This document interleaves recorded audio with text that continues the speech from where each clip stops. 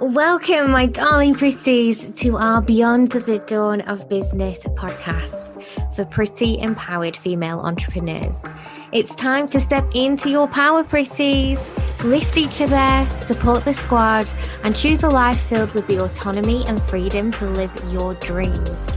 I'm your host, Dawn Beth, owner and founder of Beyond the Dawn digital business brand and agency. My coffee is hot and my eyelashes are on, so we are ready to go. Hi everybody and welcome to today's episode. Today I wanted to talk to you about the power of the pivot. I know we use the term pivoting quite a lot, especially since the COVID years. We've used that terminology quite often when we're talking about different ways in which we can direct our situations from a direction that we thought we were going into to perhaps a completely different direction entirely. Sometimes it's not completely a different direction. Sometimes it's just a slight shift in where we were going or what we were doing. But regardless, what we tend to do is we worry and think about pivots as a really, really big thing. I had a client recently who I absolutely adore working with. She is a dream client. She's incredibly self-aware. She's always really, really respectful of both my time and her time. Our boundaries with each other are stellar, but there's so much love and respect and enjoyment in each other's company that we get a lot of good, really, really fantastic work done when we're together. She really is a dream. And when we work together and we talk about what she wants out of her business, occasionally the original things that we were working on or the original things that were down on our kind of 5 to 10 year plan when we first started working together might not fit the same as they did when we wrote them down, right? And it's always really interesting because at the beginning of our working relationship, it would be a conversation where we would discuss her wants and needs. We would discuss the business viability of those wants and needs. We would talk about how we can make a joyful life around those business decisions. And now there is this great casual allowance of space and acceptance that I don't think many of us, I feel like I've only just mastered it myself, but I don't feel like any of us really give ourselves the credit or the opportunity to fully embrace and lean into. And that's why I thought it was so important to talk about the power of the pivot and give you back that power for yourself. The world of online gurus, the world of online coaching, the world of mentors, me included, people whose podcasts you listen to, emails you read, social posts you interact with, people who you buy your stuff from, who teach you things, that guide you, that support you. Occasionally, we can get a bit much. And we can give you lots and lots of different advice. This advice, especially if it's for general advice, can perhaps maybe not fully fit your situation. And sometimes we will pick through advice to find the part that fits us, and we'll leave the rest behind, which is great. But occasionally we will take somebody else's fluid, flexible advice that's meant to be an all-you-can-eat buffet and take that as a 5-course set menu for ourselves. And we'll look at our situation and think, this is what I have to do now. This is what I have to eat now. This is what has been presented to me as being the correct thing, and therefore I can't question it. This person who understands more about this life or understands more about this business or understands more about how to be a success in this arena has told me this thing, so I have to kind of suck it up and take this advice and do what I'm told. And the problem with that is you are taken away from your own intuition and you're taken away from your own autonomy. My life purpose is to remind you of your power and for you to take the autonomy of your own existence back firmly into your hands where nobody else can ever remove it ever again. And that's important to me that you should know that even when you're listening to me, even when you're listening to people that I have recommended to you, when you're listening to your favorite people online, or when you're consuming content, you still need to be the person who can evaluate that information and make it work for you. Make it really work for you. When we pivot, you might be thinking about somebody who perhaps has decided they're going to work in the cake industry. I'm going to be in events and hospitality. I'm going to make cakes, or I'm going to teach people how to make cakes, and that is what I'm going to do. Somebody who then decides, actually, I am going to teach people how to do beauty instead. I'm going to teach people how to do lashes and nails and hair and makeup and beauty, and that's a complete pivot. That might be what you think a pivot looks like. And for some people, that's a full 360 pivot, granted, and occasionally that does happen.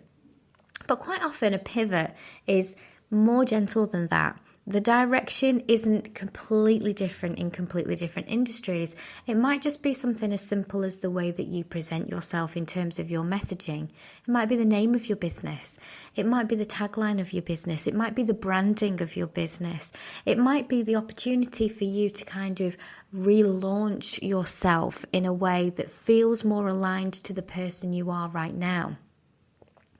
When we take on branding clients, we are very, very careful about where they are in their journey in terms of what kind of brand association fits for them. I would love it if every single time somebody emailed us and wanted us to create a brand suite for them and create their business identity and support them in terms of really figuring out their messaging and what it is that they want to connect with their clients and how they're going to show up for the world. I would love it if every single time that happened, it was a brand new business and that person was super clear and they knew what they wanted and they had a really good understanding of what they were going to put out into the world and what they were going to create and how they wanted to make that business. But the truth is, 9 times out of 10, business doesn't work that way. My first business, even though I have gone full circle and I have re-included some of the love and the skills that came from my first business was completely different to what the majority of my audience members know me for. My first business was a design business in home decor. It was literally me supporting Instagram influencers who had their own DIY or home interior accounts.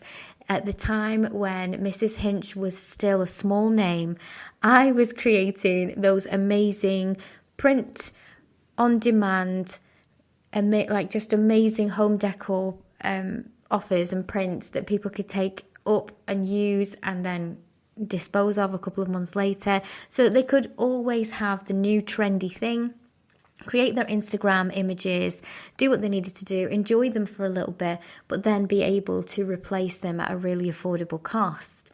And I went into so much depth in my original store. We started off with home decor. We started off with kind of making these Instagrammable accessories. And in the end, we were designing clothing ranges for other businesses. We were setting up brand ambassadorship for our own business and helping to match for other businesses like us, because we got a following of businesses that were similar who wanted to share in our success for themselves. And it became this whole thing. It was massive. Now, if you were to look at the business that I have today, you will find some of the skills from that original business embedded in there, and that's great. But when I came out and said, okay, behind the scenes, we've actually been helping lots of people on Facebook and Instagram actually build proper brands.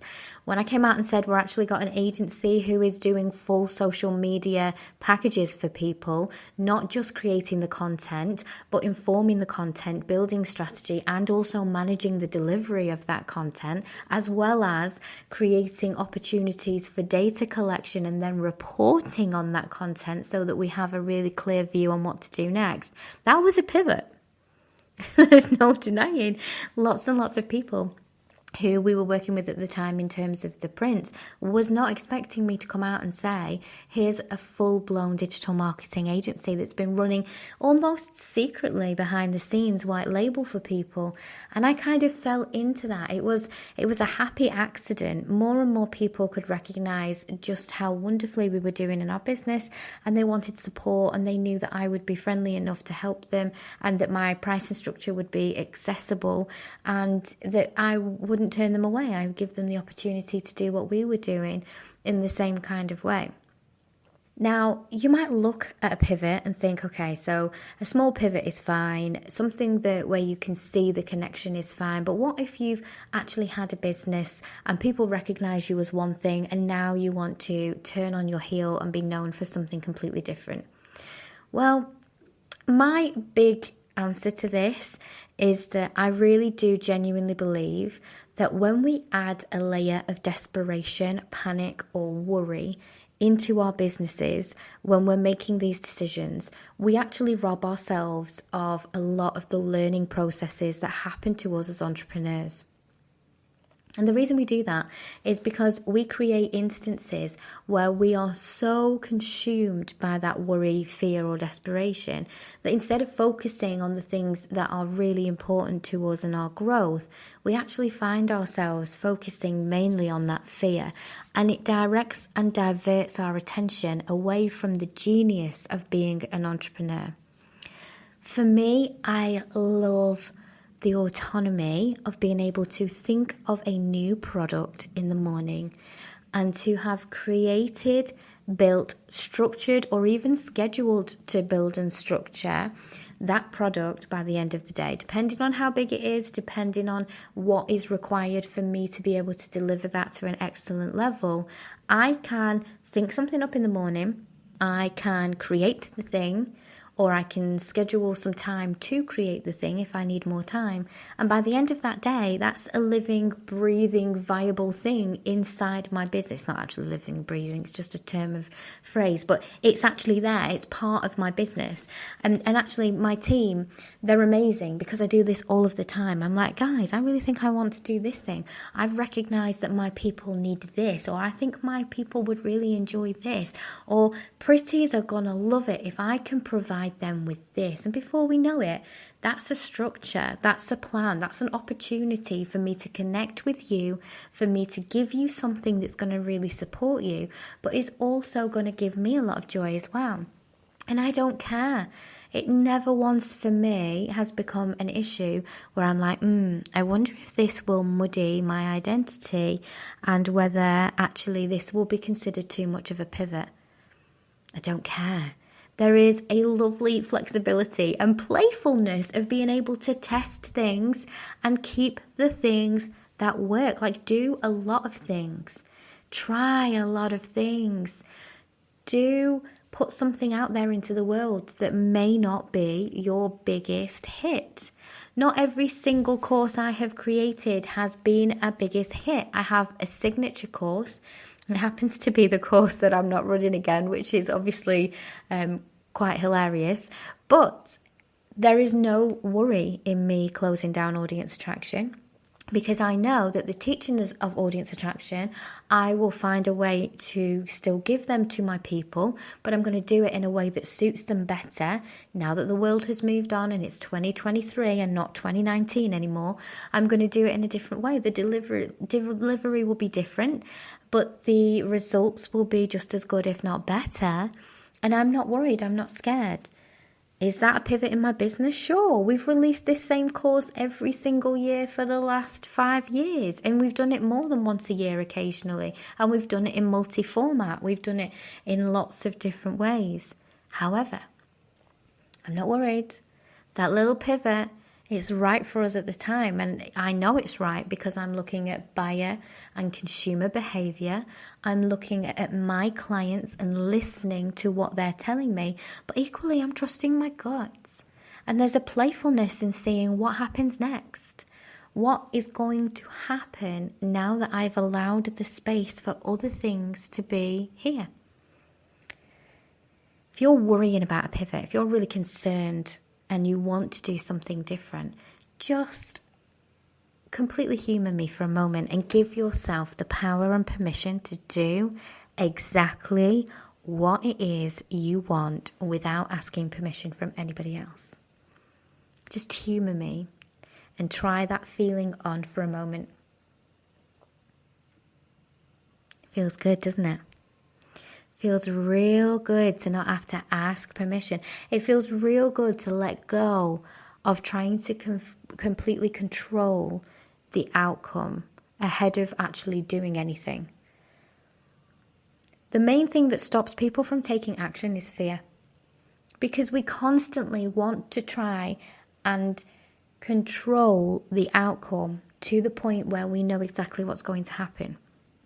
I do this with movies. This is perhaps a character flaw that I'm about to share with you. And I always thought that this was just a personality trait, but it might actually have something to do with my ADHD. Now that I have been diagnosed, it might actually be something that falls into that category. But let me know if you do this. If you're in my free group, let me know if you ever do this. But I occasionally can't handle watching films that have a high suspense level. So if I've invested in a character and there's an opportunity for that character to get hurt or pass away, or they're in a dangerous situation, or it's really quite stressful, there's an area of my personality that feels very empathetic, and I struggle with those types of emotions.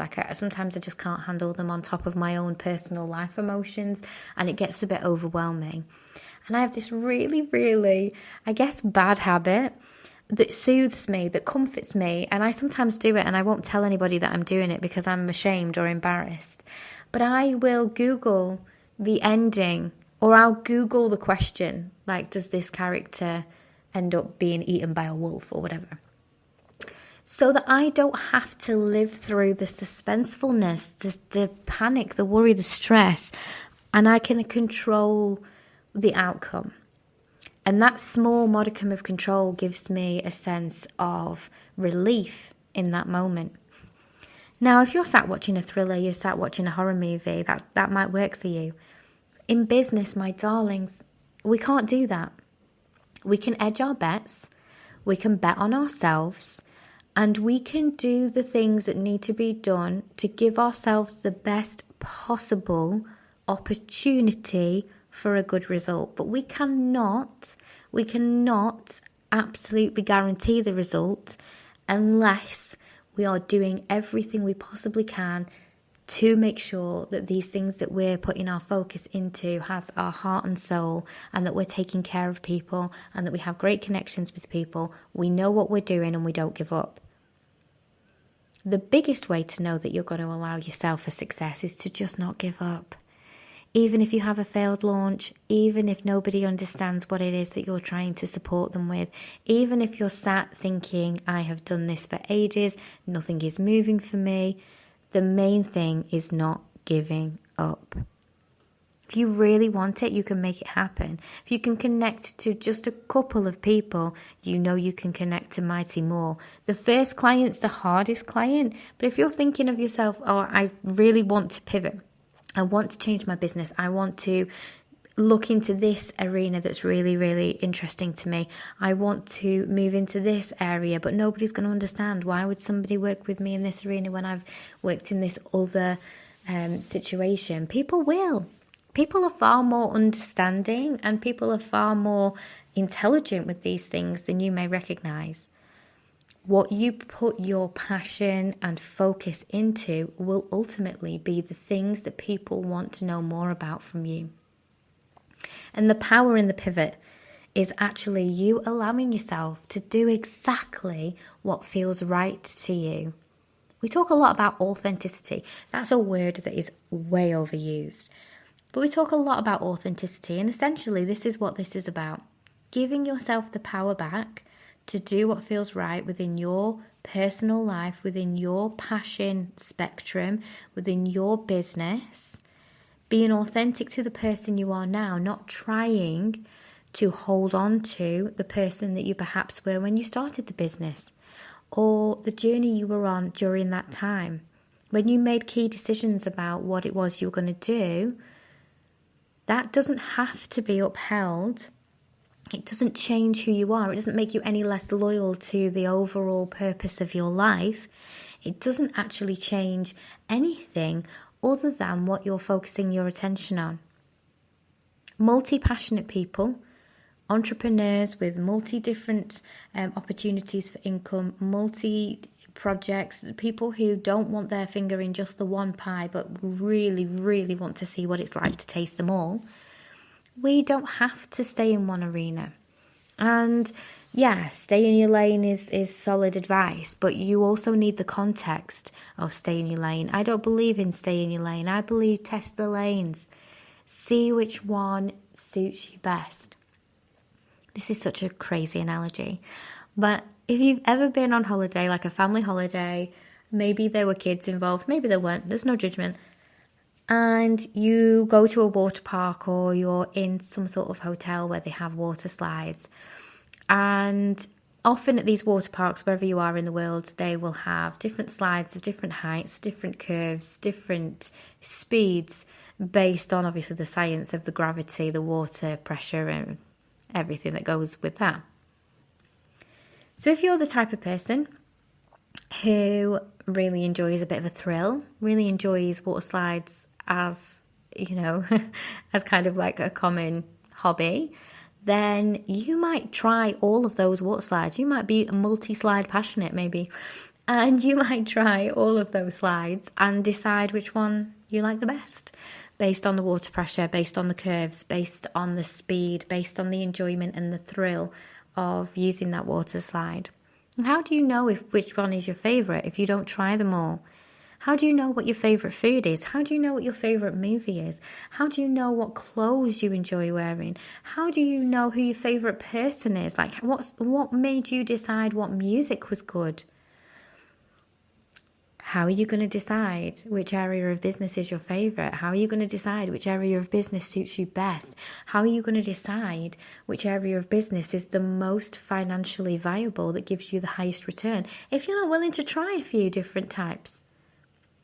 There are some really, really fantastic structures out there that you can take and actually mould to pretty much any business. So take the foundational stuff, but give yourself a break and give yourself the power back in the pivot. And darlings, do whatever feels right for you. Give yourself the permission, because essentially that is where the power in the pivot really, really stands. I hope you've enjoyed today's episode. I love hearing from you. Please do let me know how you felt about this one. And until next time, I'll speak to you later. If you're loving our Pretty podcast, come on over to Social Pretties, our online safe house and sisterhood community.